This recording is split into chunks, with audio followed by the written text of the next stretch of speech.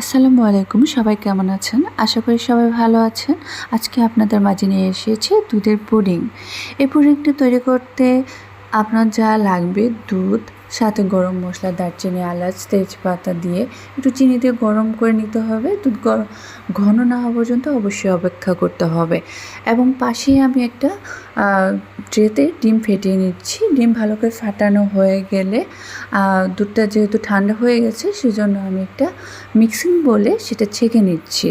Mixing বোলে সাথে সাথে আমি আবার ডিমটাও ছেঁকে নিব।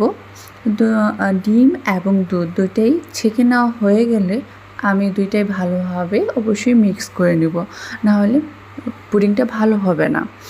তো ছেঁকে নেওয়া হয়ে গেলে আমরা পাশে একটা